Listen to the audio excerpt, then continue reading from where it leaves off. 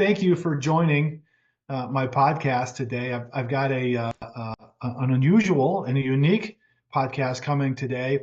Not only in the fact that I've got someone that's very unique, and I've been excited to do this. We've finally connected after several weeks, but also we've never met up until about maybe 90 seconds ago. We've never talked. We've never met. Never had any exposure to Dylan Lesselyoung before today, and so it's really excited, or I'm really excited, and I hope he is too, to do this. So I'm going to learn right along with everybody else. But Dylan, I was given your name by someone. We're going to dive into this, but you've founded a club or a group called Wheelchair Adventures, and I know that's prominent on your Facebook page. And Nick, who's a coworker of mine, attended one of those meetings, and he brought it up to me, and then he said, "You know what? You should reach out to Dylan about doing a podcast." And I'm like, "That would be great." So, fortunately, I caught you. Unfortunately, or fortunately, right during the Yeah, hunting season, as you are an avid outdoorsman. But Dylan, I mean, really, we have to probably start from the beginning. And anyone that's doing this, if they're watching, um, via YouTube, they're not going to see the whole picture, right? Just looking at the right. screen. And so you said you were from Del Rapids, which is native Del Rapids, north of Sioux Falls, and now residing in Sioux Falls. And so, Yep. did you always been an avid outdoorsman? Yeah, so before my accident, and we can kind of dive into that a little bit more. Before my accident, I kind of grew up in just a small little bit of hunting once I got into the teenage years or whatever. Just before my accident, I started getting into a little bit of pheasant hunting and things like that, but not super into it. I mean, I was into it, but not as much as I am now. But yeah, just a little bit, but now I've delved way into it. Sure. So let's talk about that, because obviously it's led you to some things today. And um, so what happened? So let's go there. How young were you, and kind of paint a picture for here, for everybody that's listening. Yeah, absolutely. So, like you said, it's kind of hard to tell from just the video here, but I am actually a quadriplegic, so I'm paralyzed from the neck down. In October of 2013, I attempted to commit suicide, um, and I wrecked my car. It was a rollover accident that I was ejected from, where I broke my neck at a pretty high level, at the C3 level. So I started out completely paralyzed from the neck down, could not move anything at all. Thankfully, I was able to breathe on my own, and all of that. And so I spent about 4 months out in Denver at a pretty prominent rehab hospital called Craig Hospital out there that specializes in spinal cord injuries. I spent about 4 months out there, and kind of thankfully started getting some movement back in my one right arm that I'm able to use a little bit now. But for the most part, I am completely paralyzed from the neck down. Um, so that's kind of where my unique story comes into to the outdoors, with a lot of really cool adaptive equipment. So Dylan, you just talked about this, and you just mentioned that you were looking at trying to take your own life. And it doesn't take long for someone that's looking through your Facebook page and your social media to see that you're a big advocate for mental health. So walk us back through that. Let's unpack that a little bit. How old were you? And obviously you were in some pretty dark days at that time for you to have those types of thoughts, and actually attempt to do it, with your vehicle. So give us a little bit of an idea of like how that all came about, and how long have you been using your chair? Absolutely. So I was 18 years old when it happened.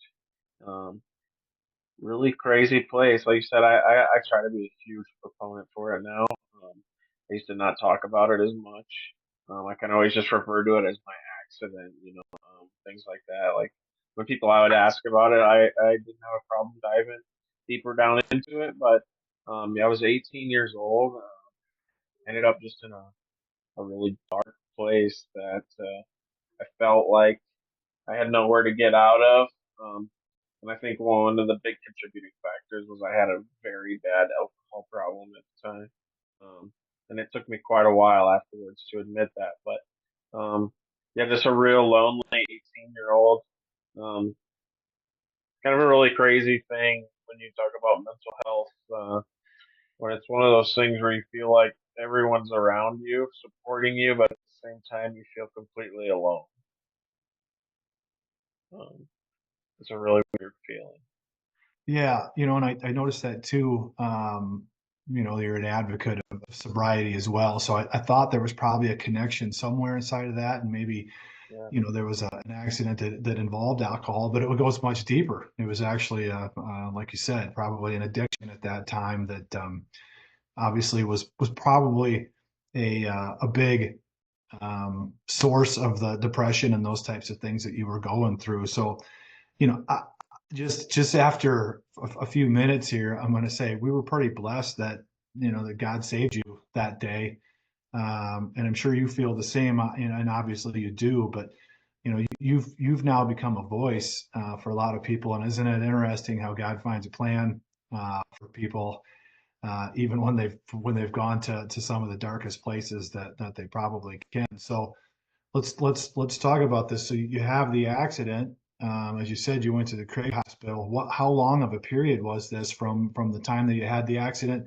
What was the original diagnosis? Like how did this all come about until you were actually able to get to Craig and like give us a time frame of what this looked like?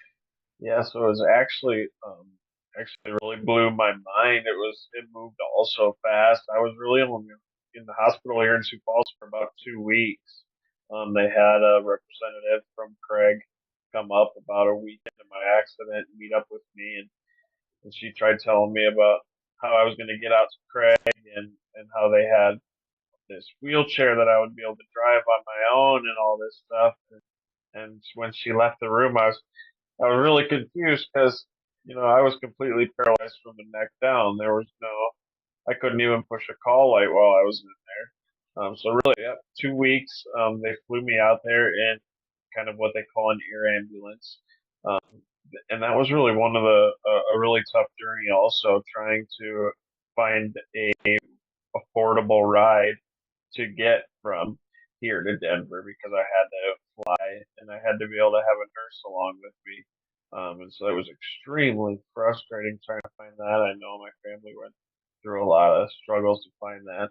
And then when we did, it was a little tiny airplane, a little puddle jumper, one of these things where we had to stop halfway there to refuel up because they don't fly with less than half a tank of fuel and a lot of other stuff. But yeah, about 2 weeks they got me out there, and really just started at it um, as soon as I got there at Craig. Just started right away. So about a month in, I slowly started to get a little bit of movement in my right arm, and we really just attacked that and kept going with it. And the technology and the equipment that they have out there in Denver at Craig is just mesmerizing and eye opening. And even now, since I've left there, I mean, the continuance of technology for rehab for people like myself is just has just exploded so much. And Craig's the number one place to be for that. And Nick and I have talked about this too. If you have this accident, let's say 20 years ago, do you think do you even see any improvement from where you were originally? Um, a bit. I mean, you'd be surprised the things that they've found out at Craig even 20 years ago. But you talk about like 30 years ago or before that, it's just really eye opening too. And the nice thing about Craig too is not only did I go out there for inpatient rehab, a lot of most people go back there once a year for a week for a reevaluation every year. And that's actually where I found almost the best of it. When I was in inpatient rehab around everybody else that was inpatient, we were all just freshly hurt.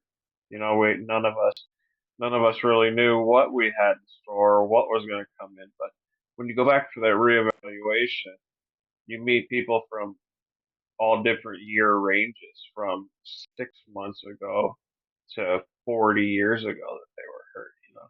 And so you really start hearing a lot of these stories about some of these guys, you know, 30, 35, 40 years ago, you know, before ADA and a lot of the stuff that they just had to figure it out, you know. So it was on them to figure out how they were going to get into a building or stuff like that, you know. So I'm really fortunate that we have things like that we're able to make things accessible and stuff now. And it's far from perfect, you know, but just like everything else, it's a work in progress to try to make everything more accessible.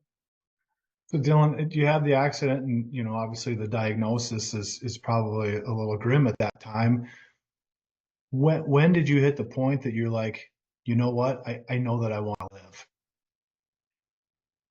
To be honest, and it's crazy. I try to think about a lot of that sometimes. I don't remember a lot leading right up to my accident, but then not much after that until I woke up after surgery and a lot of things like that. And it was crazy that just this overwhelming feeling as soon as I woke up. And really, the thing was, I found out how many people were there, just waiting still after my surgery, and like the overwhelming amount of support online and all that stuff like that. That really, right from that moment, I made that decision that I would never um, put those people through something like that again. That I really had just changed my mind and truly believe that God kept me there for a reason. And I kind of joke about it now, you know, sometimes even with wheelchair adventures that I have, which really starts it as an outdoor thing, that's evolved even a lot more into advocacy for other things around town here in Sioux Falls now, and hopefully expanding some other stuff that I really didn't want to be the voice for a lot of these things, but sometimes you get put in that position that God leads you in that direction, and you just gotta jump on and keep going. So Yeah, so let's talk about wheelchair adventures. Obviously, that was the connection on what got us together. Um, it looks like you are kind of reaching into some other areas. I saw that Wheelchair Adventures has their hand in a few different things, from donations. It looks like you were able to send some kids that had some challenges or disabilities to go do a hunt. And the whole preface of me doing these podcasts, is to find people and acknowledge people that are doing good things in their community, and you're all of that. I mean, literally, you're doing things that I think most people don't think about all that often, unless there's something big going on. And I would say that most people that probably listen to this have not heard of Wheelchair Adventures. So so tell us a little bit, like, when did it get started? Obviously, you're the founder of it. When did it get started, and like, how does all of this get started, and how does it work? yeah, yeah. So right now, Wheelchair Adventures is a 501(c)(3) nonprofit. Um, so Wheelchair Adventures kind of started out as soon as I got into my accident. Just like a lot of other people that get into a traumatic accident like this, I just kind of assumed all the things I would never ever be able to do again. You know, instantly that's over overwhelmingly the things you think of are all the things you'll never be able to do again. So being outdoors and stuff like that was one that I just kind of assumed I would never be able to. And it took a couple of years after my accident, and actually the very first kind of piece of adaptive equipment that I found or that I had, me and my grandfather had found an electric fishing reel actually, and he had taken it apart and wired in and the auxiliary switch that I was able to push with the button next to my head, so I could reel it in. But it only ran off of like four AA batteries, so it was a real short, like two, maybe three fish that you could reel in, and then you're trying to change out batteries and but I was getting out there, and I was doing different stuff like that. But then at the time, I started Wheelchair Adventures. So it's probably been about 5 years now, 5 or 6 years, I would think. I kind of just started it out as a Facebook page just to kind of document my journey um, into getting outdoors. Um, and when I kind of started doing that, I really started finding there was a handful of things that popped up right away, and that was one, finding any adaptive equipment at all. It's not really stuff that you can type in on Google and it would pop up at on the first page and stuff like that. So there was that, and then cost of a lot of this was very expensive once you did find it and stuff. And so then Wheelchair Adventures really started kind of evolving into trying to help other people to find access to these things, to bring awareness to a lot of these things that still, even as we work on it day to day, there's still so many people out there that just have no idea of so many opportunities, even right here in our own town, for people to do that they have no idea it's out there. So that's kind of when Wheelchair Adventures really started, as this page, and then I had a really good friend here in town that I had started doing physical therapy with 11 years ago, that we've always kind of talked back and forth about all these adaptive ideas and everything like that. And she jumped on board with me, and we decided right away to roll as this nonprofit. So we're going on about 2 years now, and it's been fantastic. We really started out trying to focus on the outdoors.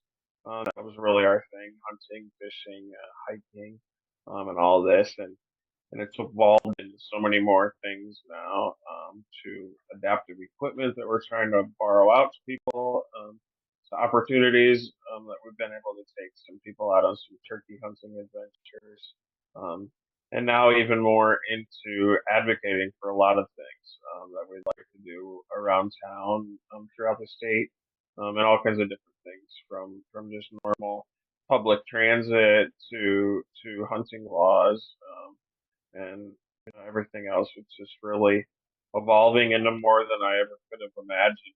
Um, and I'm just really along for the ride, and I'm enjoying it. So Well, like you said, you maybe had no intention, but it seems like there's momentum gaining, that you're becoming kind of a face and a voice for all these different things. Like I said, whether you like it or not, you kind of are becoming that guy. I even saw the post, yeah, with your frustrations with public transportation in Sioux Falls, and it got acknowledged, and it looked like you had kind of met the mayor, and just an advocate for, not just for people with a disability, or people that are, or their means of getting around is a wheelchair, but I think you're an advocate for just humanity in general. And outdoors, yes, it's different for you than it is for me. I mean, we know that, but on the same token, you're also an advocate for wildlife and wild game, and those things. And so pretty much anything that lives on this planet, it seems like you care for it, and you want to improve it and make it better than, when you someday, when you're gone, it'll be better that you were here than it was before. So, the wheelchair, what are the main ways that you raise funds, for through wheelchair adventures? yeah. So right now, a lot of it's just been donations from people we got. One of our biggest supporters by far has been Shields here. They've helped us out on a lot of grants and different programs that we work with them on. But yeah, a lot of it's just word of mouth donations. We do a couple little events. We've got a meat raffle event coming up November 15th, that we do over in Crooks at our friends at the Wooden Nickel. It's a really cool meat raffle event that we do. So a couple of little events like that. And now we're really trying to start working towards getting some grants for a lot of different ideas that we have. Hopefully, that's going to be a really good thing. We've been actually finding a lot of access to a lot of grants. It's just a matter of getting them written and trying to get them sent in. So. Well, and it's you're out there raising money and obviously impacting other people. You yourself, as we said in the beginning of this podcast, is you're an avid outdoorsman yourself. So let's talk through that. Easy for me to say I'm going to jump in a vehicle. I just drive out. I go walk to my tree stand or I go hit the field. What is it? What do you enjoy the most as far as is hunting? Like what kind of game? And then tell us how you go about that. We discussed here right before we got on a little bit about you take advantage of the municipal hunting tag, but walk us through a little bit of what it is that you hunt and how all of that comes together. So, for me to hunt, I just want to lay that out there a little bit. So, paralyzed from the neck down, to be able to hunt, really an interesting challenge. How do you go about that? So, there's a really cool company out there called the Adaptive Equipment that I ended up finding. So it's a really cool product.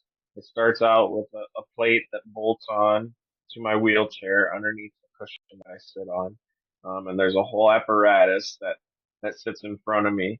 So this apparatus you're able to mount a weapon into, whether it be a rifle, pistol, shotgun, or crossbow, that it mounts into that and it's in front of me.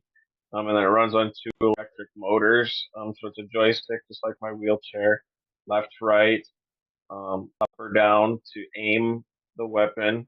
And then there's a little actuator down by the trigger. There's a hose by my mouth. When I sit on that hose, that actually makes the small actuator pull the trigger on the gun.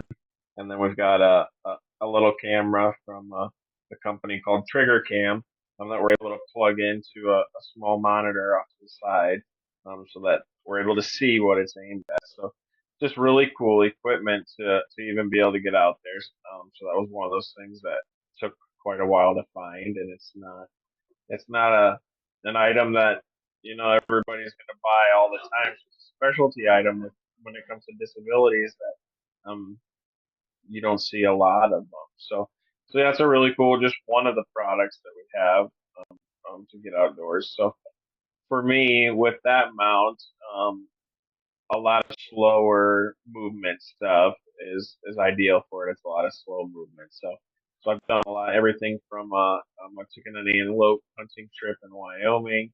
I do primarily white-tailed deer around here right now. Last year I took a trip up to Michigan on a bear hunt up there.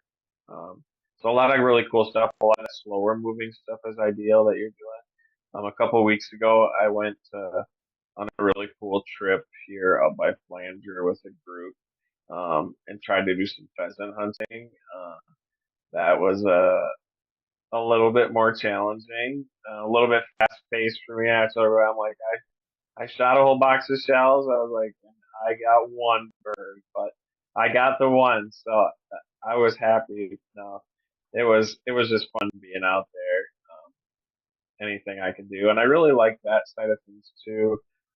That I think some people don't get. That I really like to point out on our social media too is these trips like this bear hunt that I went on, that I was unsuccessful in killing an animal, but so many people, and I might have kind of been the same before too, that don't hunt. They don't really understand that so much. Sometimes, they think we're some kind of homicidal maniacs out there, that just want to kill everything we see or whatever, and they don't realize that there's so much more to these outdoors than just the kill. For me to be able to still get out in the wide open, outdoors, and that's for me.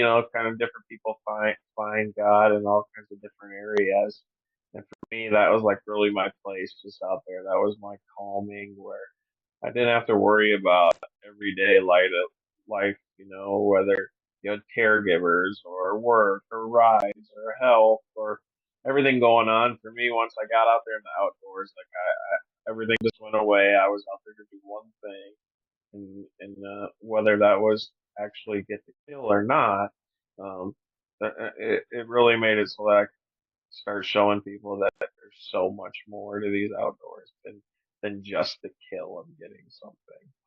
Yeah, there's a lot of studies that have proven that too. Just, going out and being in nature, and appreciating nature. And to your point, man, I've gone out there. There's times I think I could just leave my bow in the truck and just go sit in the tree stand, just because you get a chance to view nature at a point that they don't know that you're there, and it's the truest form that you can actually observe. And harvesting an animal is to kind of to top it off. But there's a lot of mental, as you said, there's a lot of mental benefits to being out. Obviously the vitamin D from some sun and those types of things, but just being out in nature and the peace, and then kind of removing yourself from the things that you're dealing with, is good for your mind and good for your soul. And speaking of your soul, I think that you're a big advocate of Jesus as well.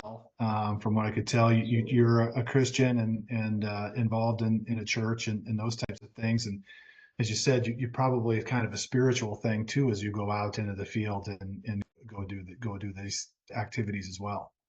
Absolutely, yeah, absolutely. Like I said from the beginning, I think God truly kept me here for a reason, and I've always grown up being a believer. But you get into a situation like the accident that I was in, and it really makes you believe that there are people that die in far severe, more accidents, than mine were. Um, and so I truly believe he kept me here for a reason, and I really strive to really just try to follow that path wherever it leads me. So as they take, if you go out to the field, is this, if you're going to hunt deer, is there some sort of do you get on a trail and go to a blind, or do you go out and you sit?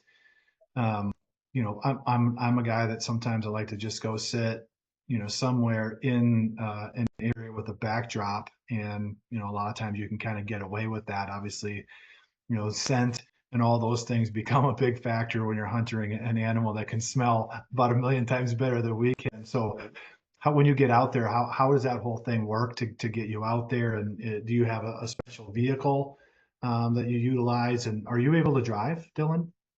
I do not.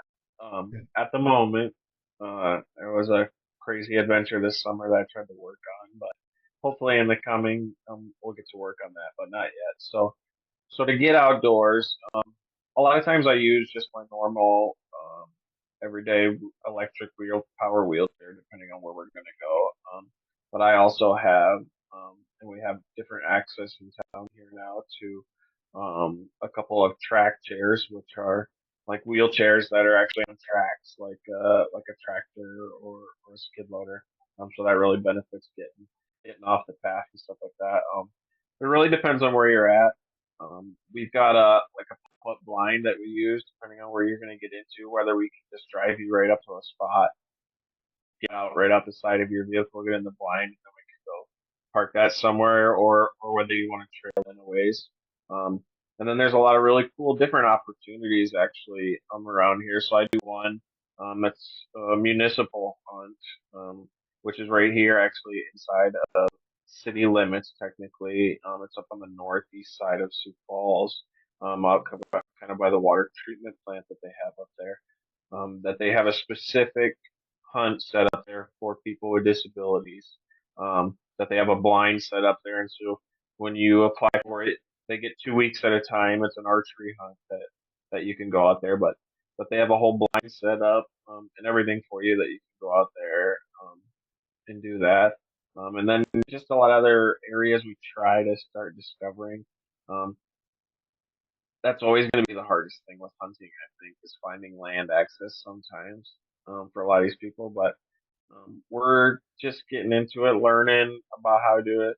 I really try to tell people that I want to try to learn something new every time I go out. Like I really enjoy that, even if it's the little things, the aspect of learning something new. And so we're learning to kind of reach out to more people and and hopefully try to start setting up some more hunts so we can help other people get out and do a lot of these cool adventures too.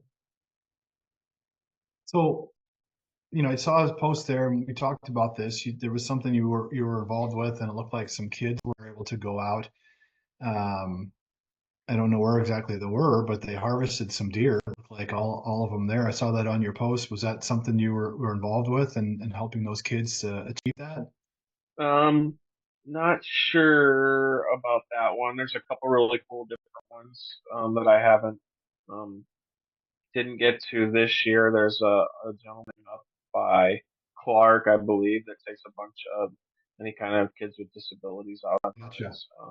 And so we've only put together our own a couple of different hunts. We did took a couple of guys turkey hunting and things like that. We're trying to start setting up more, but we've been trying to share. Like I said, a lot of these other hunts that people have no idea. So there's that one up there. There was just two disabled pheasant hunts up in Flandreau, and there's another opportunity out in Pier, and so we're really trying to spread just awareness of these things that are out there. And so that's where on our website we created an adaptive resources tab, just because, like I said, there's so many things and opportunities out there. People just have no idea that they're out there really. So we're trying to really start pushing this adaptive resources page that got everything from adaptive equipment to nonprofits that help with equipment to nonprofits that actually take people out on hunts to basically a one-stop shop of any kind of adaptive equipment or outdoor opportunities or anything like that that we could really just because I've scoured the internet for 11 years trying to find a lot of this stuff and then, like I said, it's not something you find on the first page. Like you got to dig deep into finding a lot of these things. So right now it's just a lot of really advocating to let people know what is available out there. But again, to hopefully start doing our kind of own thing and really pushing it too with some different ideas we have. So I also see that it looks like at least it's a connection for you is Suncatcher Ministries and Yeah, Suncatcher Acres. yeah. Is there kind of a partnership going with them right now? So we're just really good friends. So that's a buddy of mine, Nick Coulterman. So he's got that going out there that we kind of started this idea. He had a couple hunting lodges out by Aurora area, so kind of central South Dakota there, and I had started talking with him about what we could do potentially to help make them a little bit more accessible. That we could be able to get in and out of, stay in, kind of do all that stuff, and so we really started thinking on it, and we really kind of came to the conclusion like, hey, this seems like a really good thing that we could get going. Why do we want to remodel this? Why don't we just build a new one? That could be, and the idea really just started evolving into this big thing that's becoming now. That's going to end up being a huge, fully handicapped accessible lodge that's going to have multiple bedrooms that are all going to be accessible with their own bathroom. There's going to be an event like center attached to it that they can have all kinds of different events and meetings that we can get together.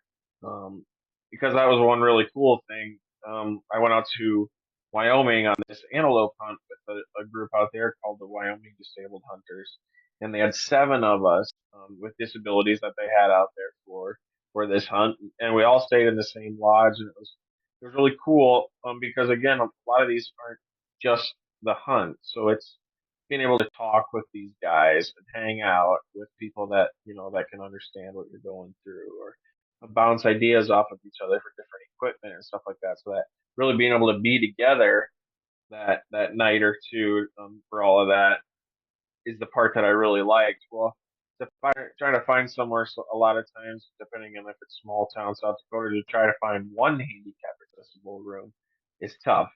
Let alone you want to try to find five, six, seven handicap accessible rooms. In some of these small towns, you're gonna have a hard time finding seven rooms. Period. Let alone ones that are accessible and stuff like that. So I just think it's going to be a really cool situation that we'll be able to have a lot of group meetups there, and be able to stay together and come together with all that stuff. So Yeah, it's a yeah. I think one thing with that is, if someone can build it, obviously it could be rented out to folks that don't necessarily need the accessibility, but if it's there and they work around it and that sort of thing, no different than just being in a regular room, using the bathrooms and all those types of things is certainly something that can be done. So let me ask you this. Obviously, you talked about this meat raffle that's going on November 13th. What is, some folks that are listening to this, they're not even familiar with the wheelchair adventures and some other things, but what can we do to help you on your mission, Dylan? What are some ways that we could do that? Yeah, so I mean, there's just a bunch of different ways you can help us spread a bunch of different information. So we've got our website, wheelchairadventures.org. Then we've also got our Facebook pages and different stuff like that. We're always looking for volunteers if they want to reach out on there. We're really hoping to start expanding this into doing some different hunting adventures, fishing adventures, kind of things like that. So really looking for guys that want to be involved in the area, that want to donate some time, that want to help out with some of these things. Just really to try to create a community. My other two board members that I have are awesome. They're both former therapists of mine that I've been really close with, but we're always looking to expand on that too, to some people that are involved in the outdoors a little bit more, different stuff like that. So anybody that is really looking to volunteer, stuff like that, we're really looking for that. And then always you can donate on Wheelchair Adventures. Obviously, this is a expensive journey for different things that we're trying to do here, but we've had a really good impact already on the community, and they've been amazing back to us. So yeah, So just we could different things like basically we that. could we could donate we could donate money. Correct. We could donate ourselves and our time Yeah. and our energy. We can help share Yeah. information, your Facebook posts, the types of things you put out there, your fundraising efforts to make a little more awareness. And then I would assume if someone's got land that makes sense in accessibility, and you say, hey, I've got a spot that Yep. you could go out and it could be easily accessible. There's deer here or whatever, and say, hey, let's line this up so that you and others could go out and use this. So it seems like there's a lot of ways that we could probably make this. And then if we've got somebody out there that's got some engineering or opportunities to create different types of, whether it's crossbows or rifles or whatever, that work better for this type of situation. Obviously, with technology, I would think that it continues to get better, but so lots of different ways we could do it. I did see the video with the mouthpiece in and the pheasant that flew up. And yeah, like you said, it's a little quicker to kind of get up there, but I wondered how you were able to pull the trigger with that, but it's a mouthpiece. That's awesome. Yeah, yeah, it's different. And so that's one other thing that I want to touch on that we're looking to expand with Wheelchair Adventures too is we got a donation from Avera of a couple of things. So we're kind of looking to start to kind of an adaptive loan closet that we can start to borrow this equipment out. So we kind of touch base that a lot of this equipment is so extremely expensive that it's tough for someone that's on a fixed income to be doing a lot of these things. So we have stuff now that we are working towards that we'd like to start borrowing out. We've got some recumbent bikes, which bikes you can pedal with your arms. We've got a couple of those.